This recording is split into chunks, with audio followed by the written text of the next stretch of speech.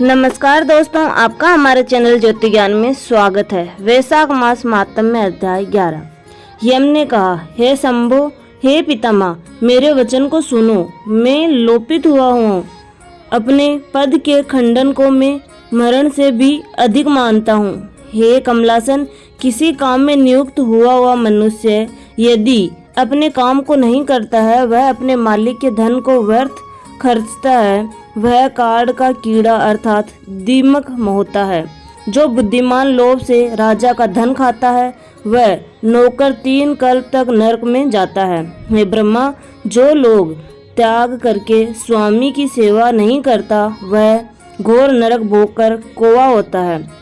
अपने कार्य में लीन होकर जो स्वामी के कार्य नष्ट करता है, वह पापात्मा 3 कल्प तक घर में चूहा होता है। जो नियोगी कार्य करने में समर्थ होकर भी प्रतिदिन अपने घर पर रहता है, वह मनुष्य विलेया होता है। हे देव, आपकी आज्ञा से मैं धर्म से प्रजा की पालना करता हूँ। बुराई करने वाले को बुराई से तथा पाप करने वाले को पाप से। हे प्रभु, धर्मशास्त्र जानने वाले मुनियों ने भली भांति विचार करके कल्प के आरंभ से आज तक मुझे इस कार्य करने के लिए नियुक्त किया। इस काम के करने में मैं आसक्त हूँ। कीर्तिमान राजा ने पृथ्वी पर आपको नियुक्ति को तोड़ डाला।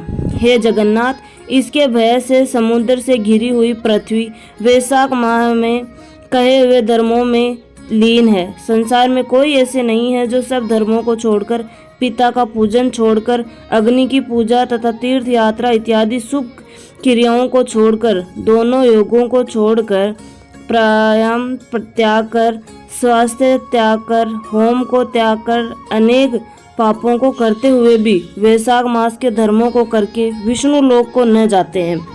मनुष्य के पिता तथा दादा के साथ दादा के पितृ लोग तथा पितरों के पिता तथा मातामह और उनके पिता इत्यादि, इनके जनन करने वाले तथा इन वचन करने वालों के भी पूर्वज विष्णु लोक को प्राप्त होते हैं। हे देव, यही दुख मेरे मस्तक को पीड़ा देता है। मेरे लेख को घोकर भार्या के पितृ लोग तथा हे प्रभु, पितरों के बीज से आए हुए ये धात्री के कोख से उत्पन्न हुए भी विष्णु लोक को प्राप्त होते हैं। जो कोई कर्म कोई पुरुष करता है, वही उसको भोगता है, परंतु कुल में विरला ही मनुष्य ऐसा उत्सुक उत्पन्न होता है जो सबके किए हुए पापों को हटाकर, हे विप्रु, दोनों पक्ष की 26 पीढ़ियों को तारता है तथा हे तात, भार्या के तथा उसकी कोख से उत्पन्न हुए सभी को तारता है।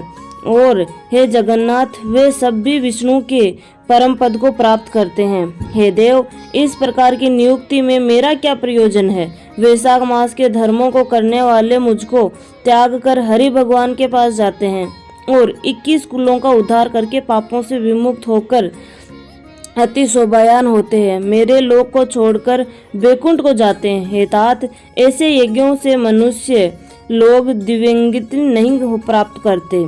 सब तीर्थों से, दान इत्यादि से, तपों से, व्रतों से अथवा सब धर्मों को करके भी यह गति प्राप्त नहीं होती। मनुष्य लोग प्रयाग में पतन होने से, युद्ध में मरने से, भृगु के पतन तथा काशी में मरने से उस गति को प्राप्त नहीं होते जो वैशाख महीने के धर्मों को करने से प्राप्त करते हैं।